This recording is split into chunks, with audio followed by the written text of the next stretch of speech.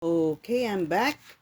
So, it's been a while dahil sobrang busy ng lola nyo. Ang hirap ipaliwanag yung sitwasyon. Kasi, I think that was 2 days ago. Pinadala na ako ng message ng Amazon that my account is terminated.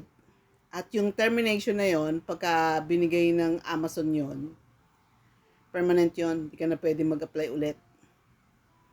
Siyempre, I'm fully shocked. Dahil gusto ko nga yung libro ko maging global at makatulong sa maraming tao.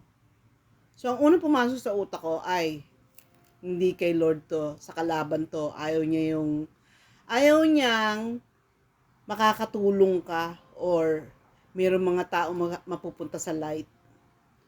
So, I prayed in my heart. Sinabi ko, Lord, I surrender everything to you. Alam mo, pinasukan ako ng, hindi ko mapaliwanag pero nawala yung fear ko at sinagot ko si Amazon.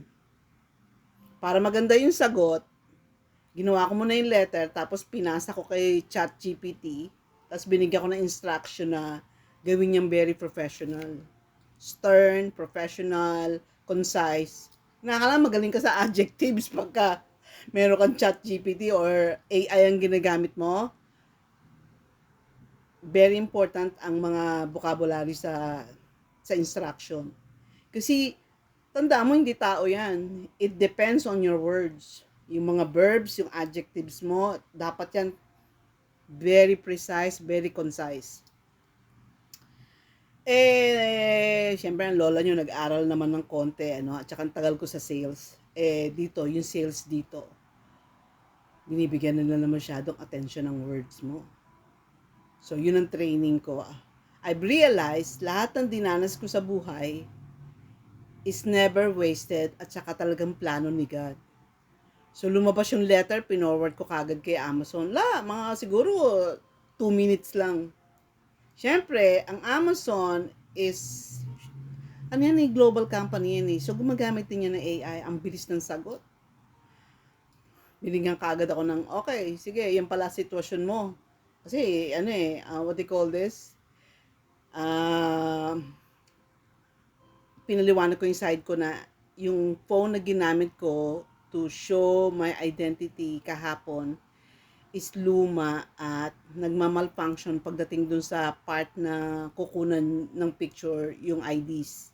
So, ang sagot ba naman sa akin ng AI, di gamitin mo yung pwede mong gamitin dyan. Yung sa spouse mo, kasi binanggit ko yun na pwede ba gamitin ko yung sa spouse ko? So, sige, gamitin mo. Isipin mo, yung laptop, yung cellphone ko, at saka yung cellphone ng asawa ko, yung tatlong yung ginagamit ng AI, ng Amazon AI to, to give me instructions. Ano yan? Yung talagang impromptu right at that time. Kasi gusto nilang malaman ko, ikaw talaga yun Dahil nagkaroon ng problema that I have this editor who's also touching my account na nakabase sa Illinois. Ang dating sa kanila baka fraud. Ang dami kasing ibang bansa like Nigeria, yung mga India, ang daming gumagawa ng fraud niyan dito sa States at saka sa Canada. So miraculously, hindi ko binibigyan ng credit ang sarili ko, though I've realized God a little bit trained me na gamitin mo yung mga right words para gumana ang AI mo. So, nung ginagawa ako na yung proseso, ako mismo nasishock kasi yung cellphone na asawa ko, hindi ko yung ginagamit ever since at first time kong ginamit. Hindi ko alam gamitin yung features at ginising ko pa siya para buksan kasi may code. Siyempre, init ng ulo nun kasi ginising mo dahil lang sa ama. Sabi ko, they're terminating my account. I'm sorry to wake you up, but this is urgent. I need your phone as in right now. Alam mo, sabi pa sa akin nung AI, nung Amazon, you be very careful with this right now kasi nandun na kami sa part ng documents na kukunan mo ng picture yung ID mo. Naisip-isip ko, para talagang maniwala tong AI na to, gagawin kong passport at saka provincial ID ng Canada gagamitin ko para sobrang lakas ng dating. Kasi yung bigat nun, 2 ID yun. So, alam ang pekein mo, ang hirap pekein ng 2 yun, ng sabay. Tapos ang sabi sa akin is, connected ka na sa San Francisco. Alam ko, Silicon Valley na yon. Dahil nag-a-assign ng Amazon ng company that will check the members. Eh, ano na yun ha? What do you call this? Membership ko na ng, para sa Kindle. Doon ko ilalagay yung libro. Diba? Siyempre sa Kindle, paper book, hardbound. Oh my gosh, hindi ko lang saan hanapin yung heart ko sa nervyos na may excitement, na may confidence. Hindi ko maintindihan. It's the Lord. Kasi tinaas ko na yung kamay ko and sinabi ko sa kanya, mangyari to o hindi mangyari, what is important is that you see I am willing to obey you. And I surrender all of this out of my devotion to you. So sa akin, mag-success siya, hindi siya mag-success. Fine. Ang importante, masunod si God. Gusto ko pa nakita kami after this life. Meron akong confidence na sabihin sa kanya, Lord out of my love for you, yung wala naman akong karapatan maging author. Pero, kung ano sinabi mo, sinunod ko. Do talagang in my heart of hearts, nung bata pa ako, wish ko talagang magkaroon ng libro na nandun yung pangalan ko. Wish lang. Yung wish na walang intensyong gawin dahil alam kong galing ako ng public school. But with God, nothing is impossible.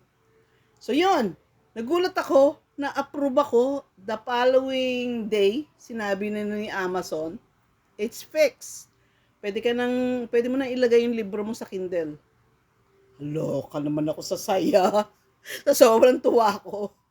Binili ko ng 6-pack yung asawa ko ng beer. Sinabi sa kanya, we need to celebrate. My account in Amazon is fixed. Hindi ko nga maipaliwanag doon sa editor ko sa Pilipinas dahil ang hirap magpaliwanag sa email. Sa sobrang excited mo, parang hindi mo kayang ipaliwanag na, Diyos ko, muntik tayong mawala. Muntik na wala na tayo. Sabihin, kung talagang nadiretso yung termination ko sa Amazon, ay patay, magpiprint tayo, mahal-mahal ng printing ng libro. Yung ang pinrint ko, magkano isa nun? Parang 2,000 pesos ang isa. Ilan ang pinrint ko? 12. Ang mamahal. Sabi mo, times mo yun? Ang laki ng ginastos ko doon. Parang 20,000, gano'n. Lahat yun, tiniis ko. Nagtitipid ako sa sarili ko, pero pagdating doon sa libro, kung ano talaga dapat gasusan, ginagastusan ko. Kasi gusto ko nga mangyari siya.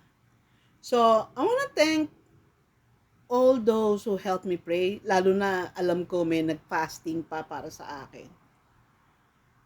God will bless and return all the good works you've done and your intentions in your heart for me to be where I am.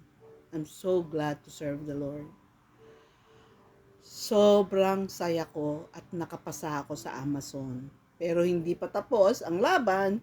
Kinakailangan makita talaga natin yung libro at saka yung pangalan ko dun sa listahan. I think it will take a month or 6 weeks. Kasi nga hindi siya simple, naging complicated. Bakit? Kasi pinakialaman ko yung account. Kung ano-anong book cover ang nilagay ko doon. Buti na lang haba ng pasensya ng editor ko sa sa Illinois no? Natitiis niya ang aking kakulitan. Anyway, again, thank you. God bless you all. And ito lang masasabi ko sa inyo. Para makascore kayo kay God, love Him totally, fully, and make Him the center of your life. That's the secret. To become the apple of His eye. God bless you guys.